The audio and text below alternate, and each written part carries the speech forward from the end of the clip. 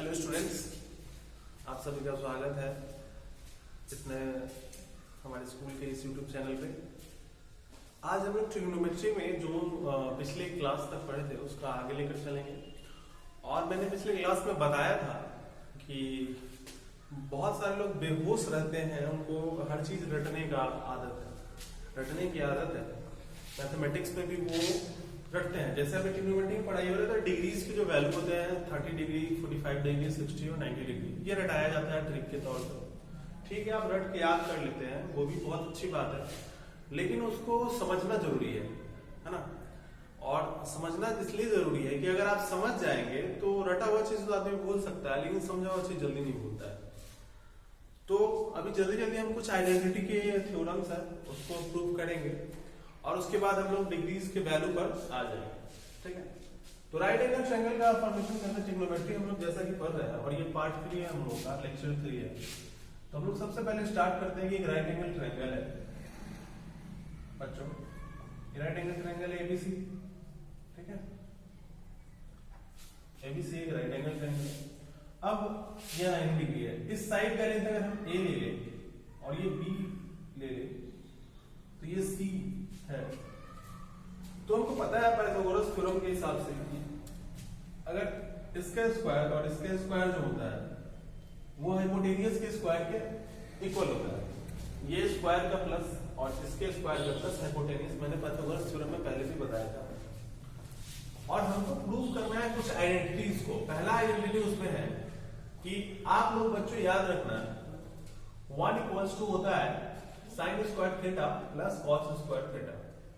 ठीक है, बुक्स में पहले ये लिखा रहता है कि sine square theta plus cos square theta equals to 1 होता है, लेकिन हम इसको उल्टा कहते हैं हमेशा बच्चों को याद करने के लिए। लेकिन हमेशा बच्चों याद करो 1 equals to sine square theta plus cos square theta, क्योंकि कुछ easy questions sine square theta plus cos square theta equals to 1 पे आ जाते हैं। ज्यादातर जब टफ क्वेश्चन जब पूछा जाता है तो उसमें 1 की जगह पे हमको कहीं ये भी देना पड़ता है। ठीक है, तो हम प्रूव करते हैं, जरा देखते हैं इसको कि ऐसे क्या करें बहुत ही प्रूव हो जाए। अब हमारे पास की बात की जाए, ठीक है, हमारे पास बात की जाए तो हमें पता है कि साइन, अगर इस एंगल को हम थीटा ले लेते हैं, इस एंगल को हम थीटा ले लेते हैं तो साइन थीटा इक्वल्स टू क्या होगा हमारे पास, साइन थीटा पता है कि इसके ठीक सामने वाले का हम लोग अपोजिट कहते हैं, अपोजिट बटा हाइपोटेनियस यानी कि b/c है। बहुत अच्छी बात है। ठीक, तो ये साइन स्क्वायर थीटा क्या होगा, b/c का होल स्क्वायर। अगर स्क्वायर करेंगे तो दोनों साइड स्क्वायर करेंगे। बहुत अच्छी। फिर हम cos थीटा की बात करते हैं तो cos थीटा क्या होता है भाई, तो cos थीटा हमारा होता है ये a/c यानी कि एडजेसेंट बाय हाइपोटेन्यूज। ठीक है, तो a/c तो हमारा cos स्क्वायर थीटा क्या हो जाएगा बच्चों, a/c का होल स्क्वायर। ठीक है, हमारे पास ये दो इक्वेशन है। अगर हम इसकी बात करें, लेने की चलने की कोशिश करें, या नाउ अगर हम इसकी बात करें तो हमने क्या लिखा है, now sine square theta plus cos square theta की बात कर रहा है और इसका वैल्यू को 1 ला के प्रूव करना है। ये पता है आपको बच्चों की साइन स्क्वायर थीटा की जगह पे हम क्या लिख सकते हैं, b/c का होल स्क्वायर, और प्लस कॉस स्क्वायर थीटा की जगह पे क्या लिख सकते हैं बच्चों, a/c का होल स्क्वायर। ठीक है, अब आप इसको ध्यान से तरह देखो तो इसको अगर हम तोड़ दें तो ये हो जाएगा b² c² प्लस a²/c²। ठीक है, अब इसकी बात की जाए बटा का सिंपल सा ये फ्रैक्शन का ऐड है, एलसीएम c² होगा इस दोनों का, और दोनों c² है तो ऊपर वाला सेम ही रहेगा, b² प्लस a²। आ गया था। अब आप ध्यान से देखो जरा बच्चों कि ये एक राइट एंगल ट्रायंगल है, और राइट एंगल ट्रायंगल में क्या होता है कि किसी भी थीटा के लिए पाइथागोरस थ्योरम लगता है, और वो पाइथागोरस थ्योरम क्या है कि a² plus b² equals to c²। ये पाइथागोरस थ्योरम। तो इसका मतलब है कि जहां कहीं भी हमको a² प्लस b² दिखे तो उसके बदले में हम c² का यूज कर सकते हैं। तो प्यारे बच्चों इसको जरा ध्यान से अगर आप देखोगे तो यहाँ पे आपको पता चलेगा यहाँ पे a² प्लस b² है, और इसके बदले में हम क्या यूज कर सकते हैं, c² का यूज कर सकते हैं। ठीक है, तो इसकी जगह हम लिख सकते हैं c² बाई नीचे c², और यहाँ पे आपको लिखना पड़ेगा चूंकि बाई पाइथागोरस थ्योरम। ठीक है बच्चों, अब ये सी स्क्वायर से सी स्क्वायर कैंसिल हो जाएगा और क्या आ गया 1, और ये हमारा प्रूफ। तो इस तरह से हमारा पहला आइडेंटिटी प्रूफ होता है कि sine square theta plus cos square theta क्या होता है 1 होता है। आप बच्चों इसको आसानी से लिख सकते हैं। और फिर हम लोग चलते हैं दूसरे आइडेंटिटी।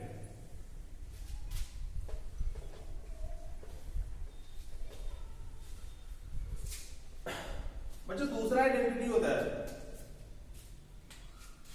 1 इक्वल्स टू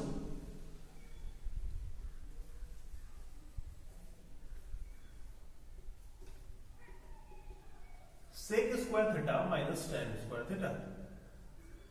ठीक है, कहीं कहीं इसको ऐसे भी लिखा रहता है कि टेन को इधर ले आया रहता है, sec square theta equals to लिख देते हैं 1 plus tan square theta. Tan square theta 1 के साइड में आ जाएगा तो ये माइनस से प्लस हो जाएगा, बिल्कुल है ना। तो ये ऐसे भी लिखा रहता है बच्चों। अब इसको हमको प्रूव करने की बात है, हम प्रूव करने की कोशिश करते हैं जरा, और लेकिन बढ़ते हैं आगे। हम इस राइट एंगल ट्रायंगल की बात करें तो इस ट्रायंगल में सेक थीटा की जैसी बात करेंगे।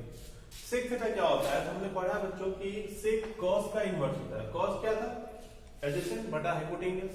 ठीक है, और ये हमारा यहाँ पे बी है, ये ऑपोजिट है, ये पढ़ा है हमने। तो सेक का इनवर्स है तो ये हाइपोटेन्यूज बटा क्या हो जाएगा बच्चों, एडजेसेंट। हाइपोटेन्यूज का वैल्यू सी है और ये ए। अगर हम स्क्वायर करें, squaring on both side, sec square theta करें तो ये सी बाई ए का होल स्क्वायर होगा और ये हो जाएगा सी स्क्वायर बाई ए स्क्वायर। ठीक है, अब एक बात आती है tan थीटा की। tan थीटा क्या है हमारा, tan थीटा के बारे में हम लोग को पढ़ा है कि क्या होता है, अपोजिट बाई एडजेसेंट होता है, अपोजिट बाई एडजेसेंट। अब अपोजिट क्या है भाई, बी है और बी ए। ठीक है, तो tan स्क्वायर थीटा एंड लिख देते हैं tan स्क्वायर थीटा क्या हो जाएगा, स्क्वायर करेंगे तो दोनों साइड b बाई ए का होल स्क्वायर, ये b square by a square होगा। ठीक है, अब हमारे पास चॉइसेस की बात आती है कि क्या होता है। अब जरा ध्यान से देखना बच्चों, जरा ध्यान से देखना, इसकी बात करेंगे हम, लेकिन चलते हैं कि now sec square theta minus tan square theta. इसके जगह पे अगर वैल्यू पुट करने की कोशिश करें तो क्या पुट कर सकते हैं, सेक स्क्वायर थीटा का वैल्यू है c square by a square और minus B square by a square. ये फिर सिंपल बटा का जो आगे बढ़ाएंगे, दोनों ए स्क्वायर है एलसीएम, फिर ये c square minus B square ही होगा। आप देख सकते हैं दोनों का बेस सेम है इसलिए कोई चेंज नहीं आएगा, सी स्क्वायर माइनस बी स्क्वायर। ए स्क्वायर से ए स्क्वायर कटेगा एक बार में, एक से गुना होगा सी स्क्वायर में, तो सी स्क्वायर ए स्क्वायर से ए स्क्वायर कटेगा एक बार में 1 टाइम्स और 1 से मल्टीप्लाई होगा बी स्क्वायर में, तो बी स्क्वायर। अब ये c square minus B square क्या है, अब आप यहां ध्यान से जरा देखो, अगर हम इसको बी स्क्वायर को इधर लेके आ जाते हैं तो बचेगा क्या, A square equals to C square minus B square. इसका क्या मतलब है बच्चों कि हम लिख सकते हैं कि C square minus B square कहीं भी उसके जगह पे क्या लिख सकते हैं बच्चों, ए स्क्वायर लिख सकते हैं। इस सी स्क्वायर और बी स्क्वायर की जगह पे क्या लिख सकते हैं, ए स्क्वायर। तो a square by a square ये कैंसिल हो गया और आ गया 1, और इस तरह से हमारा ये सेकेंड आइडेंटिटी भी प्रूव्ड हो गया। तो ये बहुत सिंपल सा है, और ये इसके बाद तीसरा आइडेंटिटी है उसको भी प्रूव करेंगे, फिर डिग्रीज के वैल्यूज पढ़ाएंगे और तब हम देखेंगे कि कैसे बेहोशी का आलम खत्म होता है ना। ये बहुत आसान सा है, आप प्रूव कर सकते हैं पहले।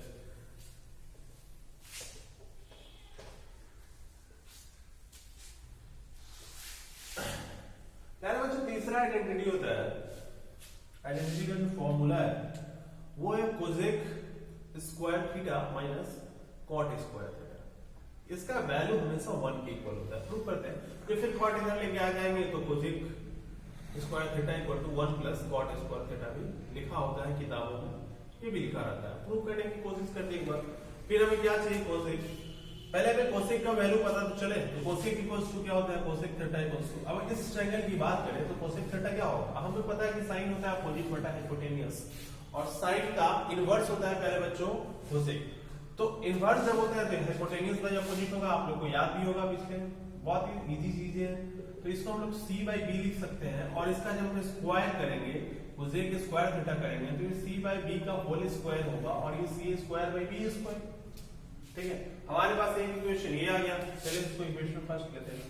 दूसरा इक्वेशन आता है कॉट थीटा की बात करें। कॉट थीटा क्या होता है भाई, ये tan का, तो ये एडजेसेंट tan का इनवर्स बाय अपोजिट, यानी कि C square by B square, sorry A square कह रहा हूं, A square by B square. ये दूसरा सॉरी ए बाय बी होगा ना, स्क्वायरिंग करने के बाद होगा ना। Cot square theta equal to होगा ए बाय बी का whole square, a by b का होल स्क्वायर, और इसको करेंगे तो a square by B square का। ये हमारा सेकेंड इक्वेशन हुआ। ठीक है, अब बात करी जाए तो क्या है कि इसको वैल्यू को लेके आते हैं हम लोग जरा, कि नाउ एक वैल्यू है हमारे पास कोसेक स्क्वायर, ऐसे कर लेते हैं ना, 1 - 2 कर लेते हैं इक्वेशन को। पहले वाले समय भी आप कर सकते थे, या फिर इसको डायरेक्ट लिख के उसमें वैल्यू पुटिंग करके भी आ सकता था। 1 - 2 करते हैं तो हमारे पास क्या आता है, लेफ्ट हैंड साइड को लेफ्ट हैंड साइड से cosec square theta minus cot square theta करेंगे तो ये क्या आएगा हमारे पास, C square by B square minus A square by B square. ठीक है, अब आगे इसकी बात को अगर बढ़ाई जाए तो क्या आ सकता है कि ये जो वैल्यू है ये बी स्क्वायर है, फिर वही सी स्क्वायर माइनस सी स्क्वायर। बच्चों अगर फिर से यहाँ पाइथागोरस थ्योरम पर आके देखें, अगर हम इस ए स्क्वायर को इधर लेके आए हम तो माइनस में हो जाएगा, बच क्या जाएगा, b square equal to C square minus A square. यानी कि जहां भी कहीं सी स्क्वायर माइनस ए स्क्वायर देखे उसके जगह पे क्या लिख सकते हैं, बी स्क्वायर। तो आप जरा ध्यान से इनको देखो, यहाँ पे क्या है मेरे पास, यहाँ पे हमारे पास C square minus B square. ठीक है, इसके जगह पे हम क्या लिख सकते हैं, ए स्क्वायर लिख सकते हैं, सॉरी बी स्क्वायर लिख सकते हैं। B square by B square cancel होकर क्या हो जाएगा, 1, है ना। तो इस तरह से हमारा ये तीसरा भी प्रूफ हो गया है। आप इसको बहुत सिंपल सा तीनों आइडेंटिटी होता है, इसका यूज आएगा आगे चल के, इसका बहुत सारा यूज आने वाला है और इस आइडेंटिटी से बहुत सारे प्रूफ के क्वेश्चन प्रूफ करने के लिए क्वेश्चन पूछे जाते हैं, इंपॉर्टेंट क्वेश्चन एग्जामिनेशन में भी पूछा जाता है। ये 5 मार्क्स का एक क्वेश्चन पूछा जाता है आइडेंटिटी के बेसिस पे प्रूव करने के लिए, तो वो हर साल पूछे जाते हैं। तो ये आइडेंटिटीज आपको अगर याद है या प्रूव करने का वे याद है तो आप भूल भी जाइएगा तो इसका वैल्यू आपको पता चल जाएगा, और हर चीज को समझते हुए चलना है, एक एक चीज प्रूव करते हुए चलना है। ठीक है, तो आगे बढ़ते हैं हम लोग बच्चों। अभी तक तो यही था, आइडेंटिटी तक हो गया। आइडेंटिटी का यूज जब आएगा तो हम इसके बहुत सारे क्वेश्चंस को सॉल्व भी करेंगे।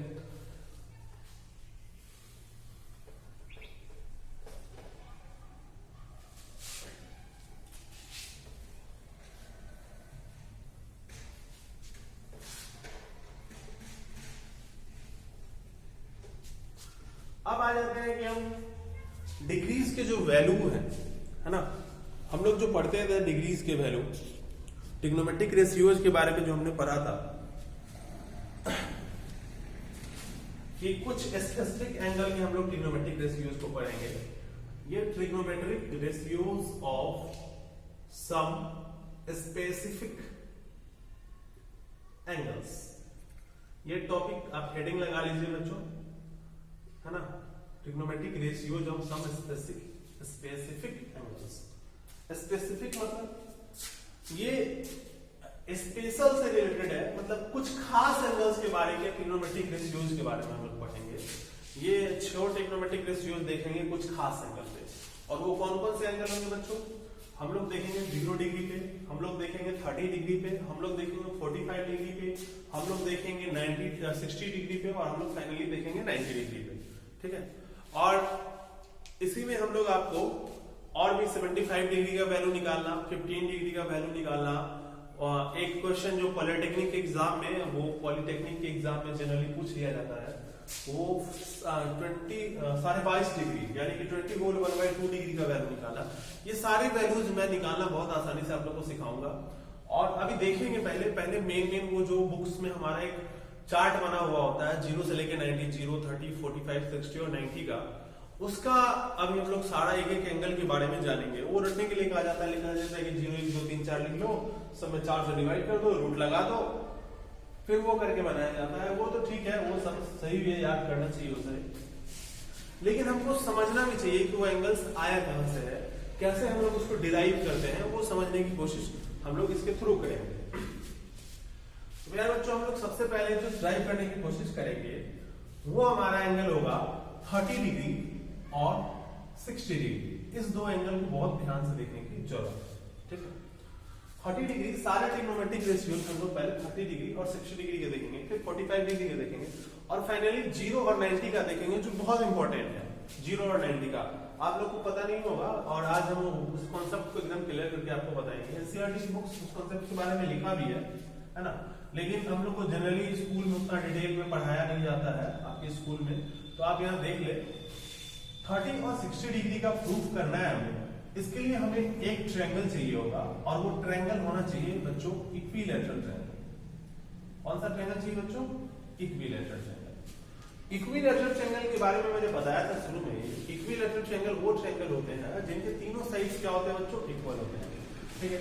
तो हम मान लेते हैं कि हमारे पास एक ट्रायंगल है ABC, है ना।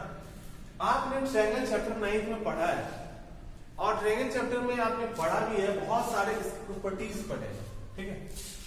तो सबसे पहला प्रॉपर्टी होता है इक्विलैटरल ट्रायंगल का कि उसका सारा एंगल 60 डिग्री का होता है। 60 डिग्री, 60 डिग्री और ये 60 डिग्री, ठीक है। उसके बाद हम क्या करते हैं कि इस इक्विलैटरल ट्रायंगल में एक परपेंडिकुलर बाइसेक्टर डालते हैं, है ना, जो BC को बाइसेक्ट करेगा। अगर इस साइड को हम लोग मान लो मेरे बच्चों कि अगर हम इस साइड को 2A लिए हो, 2A वैल्यू, तो ये पूरा का पूरा ये भी 2A होगा और यहां भी ये भी पूरा का पूरा क्या होगा? 2A होगा, ठीक है बच्चों, 2A होगा। हमने क्या डाला है? एक परपेंडिकुलर बाइसेक्टर डाला है ना, परपेंडिकुलर बाइसेक्टर डाला है, ठीक है बच्चों। अब हमको क्या करना है? ये एंगल तो हमारा 60 डिग्री है ही, परपेंडिकुलर बाइसेक्टर डाला है। तो आप लोग को अगर नहीं पढ़े होंगे तो प्रॉपर्टी याद होगा कि इक्विलैटरल ट्रायंगल में परपेंडिकुलर बाइसेक्टर हो चाहे मीडियन हो, सब एक ही लाइन होता है और वो क्या करता है? तो इस एंगल को दो इक्वल पार्ट में बांटता है और इस साइड को भी दो इक्वल पार्ट में बांटता है, इक्विलैटरल ट्रायंगल। तो उस हिसाब से हमारा ये एंगल कितने डिग्री का होगा बच्चों? 30 डिग्री का। और ये कितने हो जाएंगे? A हो जाएंगे, ठीक है। अगर ये 2A है तो इसका हाफ A ही होगा ना, यहां से यहां तक बच्चों, है ना। और बात करी जाए कि अगर ये 2A है, A है, तो इसकी बात करी जाए, ये जो हाइट है हमारा h है, इसका वैल्यू निकालना हो तो कैसे निकालेंगे हम लोग? निकालते हैं, पाइथागोरस थ्योरम हमारे पास है। तो आपको पता है कि किसी भी ट्रायंगल में ये अगर इस एंगल के लिए एडजेसेंट है, इस एंगल के लिए ये एडजेसेंट है, इसका स्क्वायर मान लेते हैं यहाँ D पे कट किया है इसको, तो BD का स्क्वायर, है ना, बाय पाइथागोरस थ्योरम अगर हम करनी चाहें, पाइथागोरस थ्योरम, हमको पता है कि BD का स्क्वायर प्लस AD का स्क्वायर इक्वल्स टू होगा AB का स्क्वायर। ये पाइथागोरस थ्योरम हमें बताता है, क्लियरली बताता है। अब हमें पता है कि BD का वैल्यू कितना है बच्चों? A है। AD का वैल्यू क्या हमने लिया? H लिया। और AB का वैल्यू क्या है बच्चों? 2A है। ये सबका स्क्वायर है, यहां भी स्क्वायर है, ठीक है। आगे बढ़ते हैं, A square plus H square equals to 4A square, ठीक। हमें h का वैल्यू चाहिए तो a स्क्वायर को राइट हैंड साइड में ले जाना पड़ेगा, तो h स्क्वायर इक्वल टू ये प्लस से इधर जाके क्या हो जाएगा बच्चों? माइनस हो जाएगा a स्क्वायर, और ये घट के कितना हो जाएगा? 3a square. अब हमें पता है कि दोनों साइड स्क्वायर में वैल्यू है, तो हमको h का वैल्यू चाहिए तो रूट लगाना पड़ेगा दूसरे साइड, 3a स्क्वायर। अब देखो ये a स्क्वायर तो बाहर आ जाएगा लेकिन ये नहीं आएगा बाहर, तो ये आएगा √3a। तो हमें पता चल गया बच्चों कि यहाँ h का वैल्यू क्या है? √3a। यहां से 30 और 60 डिग्री का सारा ट्रिग्नोमेट्रिक रेशियोज का वैल्यू निकल के आएगा, ठीक है। अब हम लोग सारे ट्रिग्नोमेट्रिक रेशियोज को बहुत ध्यान से देखेंगे, ठीक है। उसके बाद मैं एक चीज बताऊं, अब मान लीजिए कि हमको sin 60 डिग्री चाहिए, पहले 30 ले लेते जरा। अब देखो 30 डिग्री के लिए बच्चों आप लोग सोचो कि ये 30 डिग्री है तो इसका अपोजिट तो ये हुआ, तो sin 30 के लिए क्या हो जाएगा बच्चों वैल्यू? BD और बाय हाइपोटेन्यूस AB, तो ये BD कितना है बच्चों? A, और ये बाय 2A, A से A कैंसिल हो गया 1/2। देखा बच्चों, आपने रटा है कि sin 30 का वैल्यू 1/2 होता है और इस तरह से इसको निकालते हैं, ठीक है। फिर इस तरह से हम cos 30 करते हैं। cos 30 क्या होगा बच्चों? उसके लिए एडजेसेंट बाई हाइपोटेनियस, एडजेसेंट क्या है एडी और बाई ए बी, यानी कि √3a बाई 2a कैंसिल हो गया, ये √3/2 देखा। इसी तरह से हम लोग निकाल लेंगे tan 30 का। tan 30 क्या हो जाएगा, इसके लिए सामने परपेंडिकुलर यानी कि BD बाई बेस यानी कि AD a by √3a, a से a कैंसिल हो जाएगा, 1 ऊपर बचेगा नीचे बचेगा। अरे बच्चों समझ में आने बात आपको। फिर cot 30 की बात करेंगे हम लोग, तो cot 30 इसका इनवर्स होता है, तो ऊपर चला जाएगा AD और नीचे BD, √3a बाई a से a कैंसिल। उसके बाद प्यारे बच्चों हमारे पास आएगा sec 30। sec 30 की बात की जाए तो sec 30 क्या है, sec 30 अब इस cos का इनवर्स है तो AB बाई AD है ना। इसकी बात करें AB कितना बाई 2a बाई √3a, तो 2 बाई √3 निकल गया बच्चों। अब एक और है, इधर लिख देता हूं मैं, कोसेक 30। कोसेक क्या होता है बच्चों, साइन का इनवर्स होता है, तो साइन का इनवर्स करेंगे तो साइन ये नीचे ऊपर वाला चला जाएगा और ऊपर वाला नीचे आ जाएगा, ठीक है। तो ये आ गया 2a और बाई a से कैंसिल 2। तो इस तरह से हमें 30 का वैल्यू सारा मिल गया। अब एक बार हम 60 को लेके चलेंगे और फिर सारा 60 का वैल्यू हमें प्राप्त हो जाएगा। आप इसको एक बार लिख ले, बोर्ड पे जगह की कमी है, फिर मैं मिटा के लिखता हूं इसको, ठीक है। उम्मीद है कि आप लोगों ने लिख लिया होगा।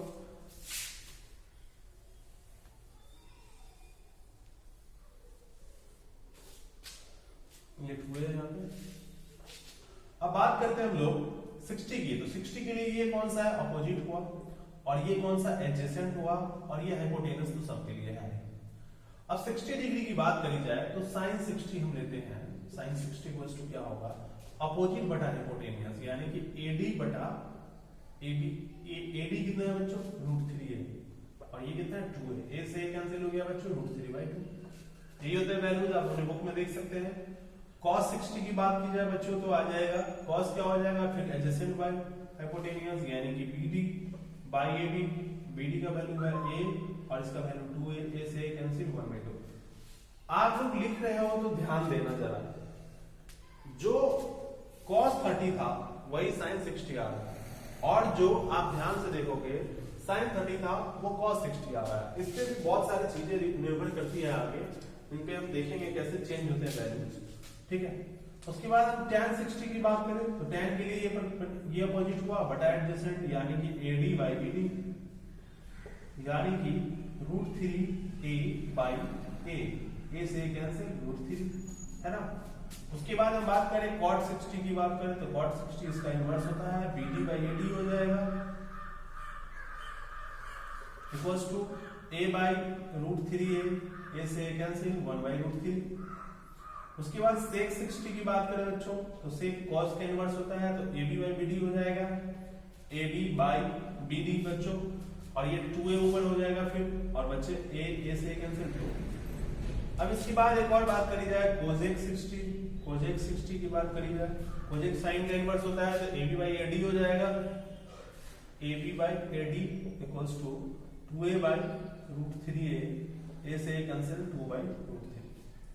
आप लोगों ने देखा बच्चों कि हमने बड़ी आसानी से 30 डिग्रीज के सारे वैल्यूज और 60 डिग्रीज के सारे रेशियोज का वैल्यू हमने निकाल लिया। और ये कहां से आया, एक राइट एंगल ट्रायंगल से आया। राइट एंगल ट्रायंगल था हमारे पास, राइट एंगल ट्रायंगल का साइड हमने लिया, इसका 2 है, इसका 2 है। बहुत लोग a लेते हैं, a ले सकते हो, लेकिन हाफ करोगे तो a/2 हो जाएगा, आपका जो कैलकुलेशन है वो कॉम्प्लेक्स हो जाएगा। इसलिए आप 2a लो, और ये 2a हो तो आसानी से बन सकता है, ये फिर ये हो जाएगा फिर बन जाएगा। तो ये आप लोगों ने देख लिया सारा वैल्यूज कैसे निकालते हैं, और आप लोग इसको आराम से निकाल सकते हैं। इसको मैं वाइप करता हूं। फिर एक चीज इसमें बताना है हमको, जो आपको ऑब्जेक्टिव क्वेश्चंस में बहुत काम आएगा, या आगे चल के आप पॉलिटेक्निक वगैरह ये कॉम्पिटिटिव एग्जामिनेशन देंगे तो ये कॉन्सेप्ट रखना जरूरी है ना। अब बहुत सारे कॉम्पिटिटिव एग्जामिनेशन की प्रिपरेशन करने वाले बच्चे भी इसको अगर देख रहे होंगे तो उनके लिए भी ये बहुत अच्छी बात है। आप ध्यान से देखो, इस ट्रायंगल को बाहर निकालते हैं जरा, इस छोटे वाले ट्रायंगल को। ऐसा कुछ है यहाँ पे बच्चों, आपने देखा था कि ये 2a है, ये a है और ये √3 है ना। अब इस तीनों को साइड को आप ध्यान से एक बार देखिएगा तो आपको पता चलेगा कि इस खास रेशियो में अगर हम सब में से a हटा दें, ये 1a लिख सकते हैं, इसको a को 1a लिख सकते हैं, तो अगर a को हटा दें, a को हटा दिया जाए तो क्या होगा 1:2। यहां पे क्या था बच्चों 60 डिग्री और यहां पे क्या था 30 डिग्री था ना, बहुत अच्छी बात है। और ये 90 डिग्री तो है। तो यहां से एक ट्रिक बनता है, क्या ट्रिक बनता है उसका मैं नाम लिखता हूं, 30, 60 और 90 डिग्री का ट्रिक, कि जब भी 30 डिग्री के सामने वाला साइड 1 होगा तो 60 के सामने वाला हमेशा √3 होगा और 90 के सामने वाला हमेशा 2 होगा। एग्जाम्पल के तौर पे ले सकते हैं कि अगर एक क्वेश्चन ऐसा पूछा जाता है जिसमें कहा जाता है कि एक टावर है ना, वहां से देखने पर अगर 30 डिग्री का एंगल, यानी ये 30 डिग्री बन रहा है एक जगह पे, और ये टावर की ऊंचाई अगर आपको 10 मीटर दी हुई है, तो जहां देख रहे हैं इस बीच की दूरी को पता करना है, ये दूरी को।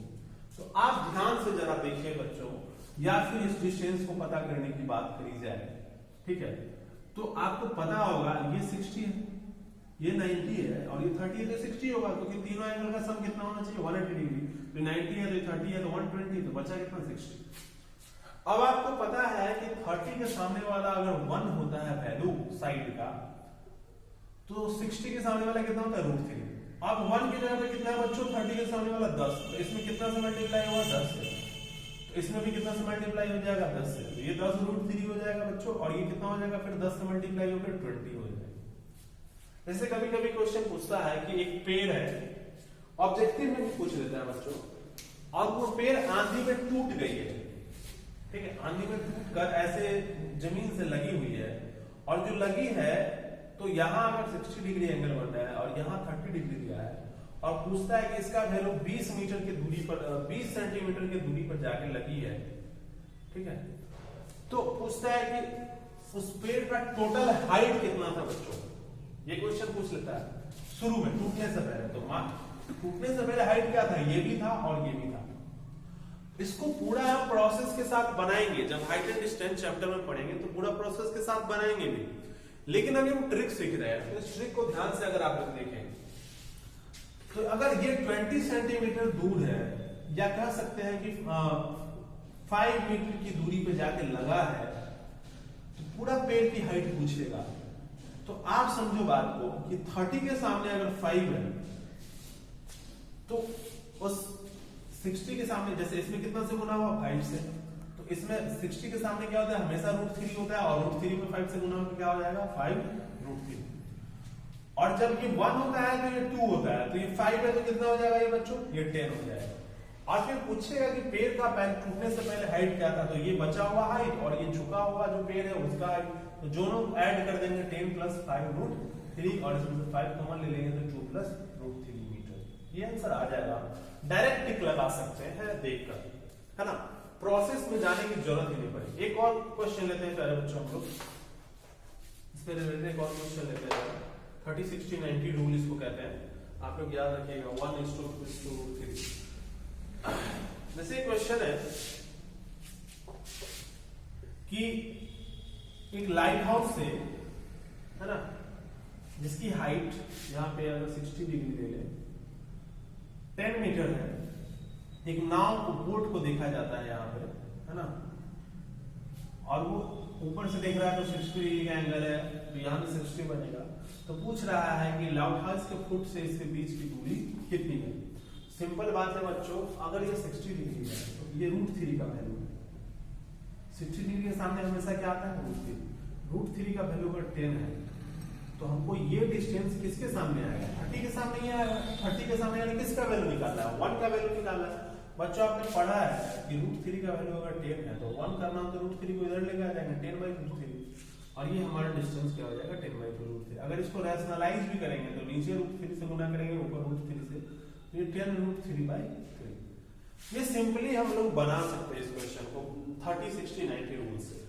तो एक बात याद रखिएगा कि कभी भी अगर ये 1 होगा तो ये 2 होगा और ये √3 होगा, ये 10 होगा तो ये 20 होगा, ये 10√3 होगा। समझ में आ रहा है बच्चों? 30 के सामने अगर 10 होगा तो 60 के सामने 10√3 होगा, और 90 के सामने क्या होगा 20 हो जाएगा। तो इसी रूल को 30-60-90 रूल कहते हैं।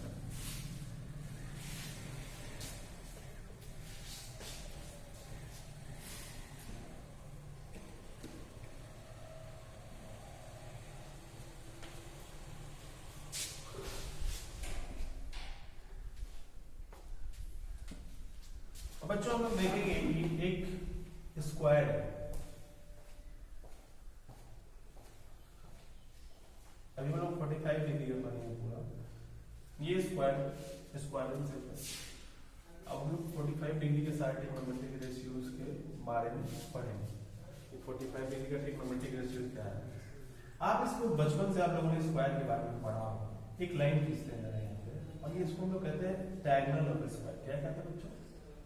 Diagonal of square. अब ये क्या है? मान लेते हैं कि ABCD एक स्क्वायर है, तो ABC क्या है बच्चों? ABC एक ट्रायंगल है। स्क्वायर की एक खासियत क्या होती है बच्चों? कि इसके सारे साइड्स क्या होते हैं? इक्वल होते हैं। ठीक है, अब हम लोग 9th क्लास में ही पढ़े हैं कि अगर कोई ट्रायंगल हो, इसको निकालते हैं बाहर बच्चों, ABC, जिसके दो साइड इक्वल हो, तो उसके दो एंगल भी इक्वल होते हैं। दोनों, इसके सामने वाला ये एंगल और इसके सामने वाला ये एंगल। बच्चों स्क्वायर का एंगल 90 डिग्री होता है। अब ये दोनों इक्वल है, और एक ट्रायंगल के कितने एंगल्स का सम कितना होता है? 180 डिग्री। 180 में से 90 तो ये हो गया, तो बचा कितना? 90, और दोनों बराबर है, तो ये कितना होगा? 45 डिग्री, और ये कितना होगा? 45 डिग्री। ठीक है, यहां से हम पाइथागोरस थ्योरम अगर लगाते हैं और इसका हाइपोटेनियस का वैल्यू निकालने की कोशिश करते हैं, तो हाइपोटेनियस इक्वल्स टू क्या हो जाएगा बच्चों? कोई भी ले लेते हैं, AB स्क्वायर रूट के अंदर plus BC square, Pythagoras theorem से। अब AB का वैल्यू कितना है बच्चों? A, तो A का स्क्वायर। BC का वैल्यू कितना? A, तो A का स्क्वायर। स्क्वायर का साइड है दोनों सेम, यानी कि आम और आम मिलकर दो तो आम, ए स्क्वायर बाहर आ जाएगा, √2 रह जाएगा, तो √2 है। कितना निकला बच्चों? √2 है। यहां से हम सारे ट्रिग्नोमेट्रिक रेशियो जो 45 डिग्री के हैं उसको हम लोग लिख सकते हैं, लेकिन एक कोशिश करते हैं जरा। साइन की बात करें, साइन 45। अब देखो कोई भी एक एंगल ले लो, क्या फर्क पड़ता है? ये by hypotenuse, AB by AC, यानी कि A बाई √2 है। A से A कैंसिल हो गया, 1/√2 है ना। cos 45 इसी को लेके चलना है, तो BC बाई √2 है। ऐसे कैंसिल हो गया बच्चों, 1/√2। tan 45 क्या होता है? AB, देखो इसके सामने ये बाई BC इक्वल्स टू क्या हो जाएगा बच्चों? A बाई कैंसिल हो गया, कितना? 1। tan 45 का 1 हो जाता है। फिर आगे भी आने बच्चों हम लोग बात करेंगे, तो आ जाएगा हमारा कोजेक 45। किसका है? साइन का उल्टा होता है, तो इसका AC बाई AB बच्चों, इसका उल्टा, तो √2 A ऊपर होगा, नीचे A होगा, A से कैंसिल होगा, √2। उसके बाद बात करेंगे हम लोग सेक किसका होता है भाई? कॉस का opposite,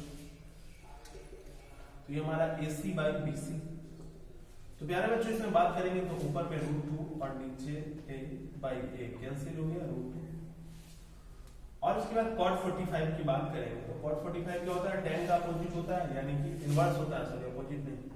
BC by AB, A by A, यानी कि ये कैंसिल हो गया 1। तो इस तरह से आपने 45 डिग्रीज के एंगल्स के बारे में आप लोगों ने देखा कि कैसे हम 45 डिग्री के सारे ट्रिग्नोमेट्रिक रेशियोज को समझते हैं। तो आप इसको लिखे बच्चों, फिर हम लोग ट्रिक आपको इसमें बताएंगे।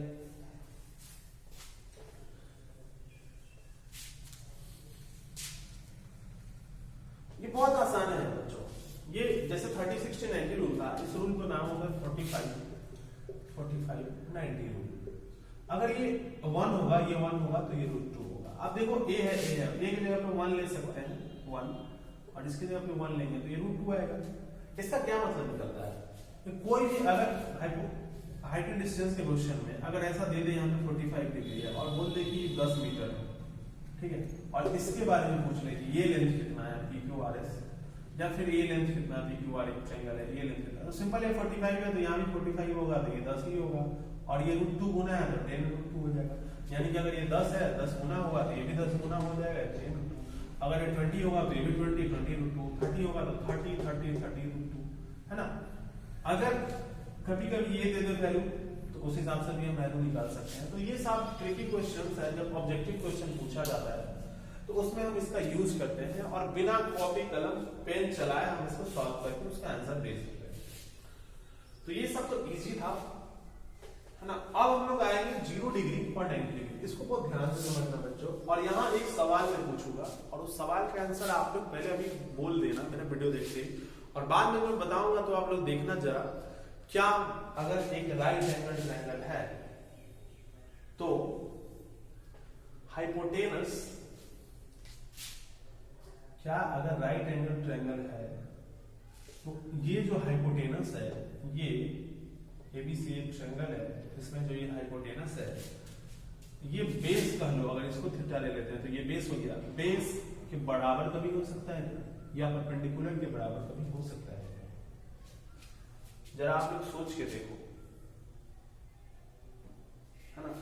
अभी हम काम करेंगे क्या 0 डिग्री का क्या बराबर हो सकता है, इसका आंसर अभी दे दूं और जब मैं बताऊंगा तो आपको फिर देखना कि सही है। बहुत सारे लोग जानते भी होंगे 0 डिग्री के बारे में बात कर रहे हैं, क्या बराबर हो सकता है क्या हाइपोटेनस कभी बेस के। बचपन से पढ़ाया गया है कि किसी भी ट्रायंगल का सबसे बड़ा साइड हाइपोटेनस होता है और वो परपेंडिकुलर और बेस से बड़ा होता है। यहाँ पे मैं पूछ रहा हूँ कि बराबर हो सकता है क्या, देखते हैं बराबर करने की कोशिश करते हैं होता है क्या। प्यारे बच्चों, अगर ये साइज को छोटा करते चले हम लोग ट्रायंगल में, आप थोड़ा सा छोटा ट्रायंगल बनाता हूँ, ध्यान से देखना जरा। अगर यहाँ पे ये थीटा एंगल है, मान लेते हैं ये 30 डिग्री है, ठीक है, तो पक्का ये 90 डिग्री है तो ये 60 होगा। अब ये साइज इतना ही बड़ा डालने देते हैं, इसको छोटा करते चलते हैं, तो अब ध्यान से जरा आप देखिए एंगल का वैल्यू हमारा छोटा होता चला जाएगा। अगर यहाँ होता तो थोड़ा बड़ा एंगल बनता 15 डिग्री, है ना। कैसे एंगल छोटा होते जा रहा है, जैसे जैसे हमारा परपेंडिकुलर का साइज छोटा होते जा रहा है हमारा एंगल भी छोटा होते जा रहा है ना। और छोटा करते हैं, उसको इससे रहने देते हैं, इतना छोटा कर लेते हैं जरा, तो एंगल और छोटा हो जाएगा। अब इसको क्या करते हैं, परपेंडिकुलर को 0 कर देते हैं, ठीक है, तो क्या होगा ध्यान से देखो आप, ये हाइपोटेनस इस पे आ जाएगा और ये जो बनेगा यहाँ पर डिग्री, ये 0 डिग्री का एंगल बनेगा। और यही केस होगा जब हाइपोटेनस और परपेंडिकुलर दोनों, परपेंडिकुलर 0 हो जाएगा, हाइपोटेनस और बेस इक्वल हो जाएंगे। तो 0 डिग्री का एक ऐसा केस है, उस केस में हाइपोटेनियस बेस के बराबर हो जाता है। यहाँ पे क्या है, हाइपोटेनियस इक्वल्स टू बेस और परपेंडिकुलर का वैल्यू क्या होगा बच्चों 0। आप समझो बात को कि हाइपोटेनियस इक्वल्स टू बेस कैसे होता है। पाइथागोरस थ्योरम हमें क्या कहता है कि बेस का स्क्वायर प्लस परपेंडिकुलर का स्क्वायर इक्वल्स टू हाइपोटेनियस का स्क्वायर होता है, ठीक। अगर हम लोग परपेंडिकुलर को 0 कर दें इसमें तो plus 0 equals to h square, तो क्या हो जाएगा, बेस का square equal to h square, square से स्क्वायर कैंसिल, दोनों तरफ रूट लग जाएगा, तो b बराबर h आ गया। इस आपने देखा कि जब परपेंडिकुलर 0 होगा तो बेस हमारा हाइपोटेनियस के इक्वल हो जाएगा। और इसी ट्रायंगल को लेकर, एक्चुअली ट्रायंगल नहीं एक लाइन है ना, इसको इमेजिनरी ट्रायंगल आप मान सकते हो। इसके आधार पे हम 0 डिग्री के सारे ट्रिग्नोमेट्रिक रेशियोज को लिखने की कोशिश करेंगे और लिखेंगे भी साइन 0 डिग्री। साइन क्या होता है प्यारे बच्चों, परपेंडिकुलर बाय हाइपोटेनस। आप ध्यान से देखो जरा, परपेंडिकुलर क्या हमारा 0 है, परपेंडिकुलर का वैल्यू कितना है 0, 0 बाई h। आपने पढ़ा है कि 0 में किसी भी चीज से भाग करें वैल्यू क्या होता है 0, ठीक है। cos 0 की बात करें, cos क्या होता है बेस बाई हाइपोटेनस, आपने ये भी जानते हैं। यहाँ पे जितना बेस है उतना ही हाइपोटेनस है, और दो सेम चीज को अगर भाग करें तो कट के क्या हो जाएगा बच्चों 1। इसीलिए cos 0 डिग्री का वैल्यू क्या होता है 1, क्योंकि दोनों तो बराबर ही है, तो b की जगह पर हम h भी लिख सकते हैं, है ना। तो h बाई h कैंसिल हो गई 1। अब आ जाते हैं भाई tan 0 डिग्री। tan क्या होता है बच्चों, तो परपेंडिकुलर बाई बेस, परपेंडिकुलर हमारा फिर से 0 है और बेस का पता ही है तो जीरो में किसी भी चीज से भाग देंगे तो जीरो। इसके बाद जो है वो समझने की चीज है, आप समझ लेना, इसका भी एक वीडियो बनाया जाएगा इसका से। cot 0 डिग्री ये tan का इनवर्स होता है तो b by p b by 0 है ना। यहां समझो बात को, जीरो, ये जीरो है, इसका वैल्यू क्या होगा, इनफाइनाइट होगा। कभी भी नीचे जीरो आ जाए तो इनफाइनाइट लिखते हैं उसको हम लोग, ठीक है। आप लोग रट अभी समझ लो, इसको भी मैं बताऊंगा कि क्यों इनफाइनाइट लिखते हैं। sec 0 डिग्री क्या होगा भाई, sec cos का इनवर्स है तो h by b हो जाएगा, और जितना h है उतना ही b है, तो इसको हम लिख सकते हैं b by b, कैंसिल हो जाएगा, 1 आएगा। उसके बाद आ जाते हैं cosec 0 डिग्री की बात करें तो sin का इनवर्स है तो h by b हो जाएगा, फिर यहाँ पे हो जाएगा h by 0, फिर ये नीचे 0 है तो इसका वैल्यू इनफाइनाइट। तो इस तरह से हम लोगों ने 0 डिग्री के सारे वैल्यूज को लिखा है, और ये तभी पॉसिबल होगा जब हमारा परपेंडिकुलर 0 हो जाए। और परपेंडिकुलर 0 तब होगा जब होगा परपेंडिकुलर 0 तो हाइपोटेनस और बेस क्या हो जाएगा, इक्वल हो जाएगा। यही एक ऐसा पहला केस है जिसमें हाइपोटेनस बेस के बराबर होता है, ठीक है बच्चों। तो आप इसको लिखें, फिर हम लोग 90 डिग्री के बारे में बात करेंगे, है ना। यहाँ हम लोग को रटवा दिया जाता है कि रट लो ये इन्फिनिटी है, ये वैल्यू इसका 0 होगा, ये ऐसे है। कैसे दिखाएंगे 0 डिग्री को, तो दिखाने के लिए तो है ही, आप समझ गए होंगे।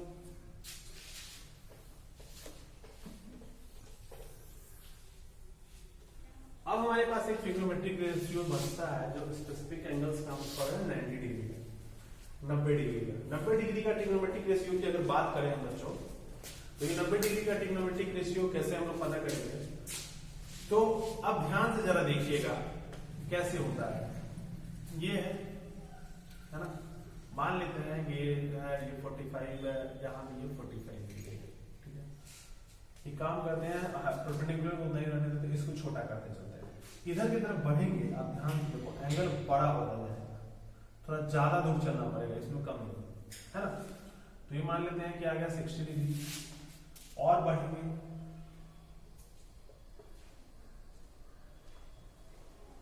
75 डिग्री हो सकता है, और फाइनली जब इस लाइन पे ही आ जाएगा, तो ये लाइन कितने डिग्री बनाता है बच्चों, 90 डिग्री।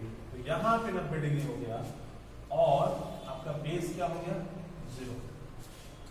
बेस क्या 0, यहाँ पे बेस आपका हो गया 0, और परपेंडिकुलर किसके बराबर हो गया, हाइपोटेनस।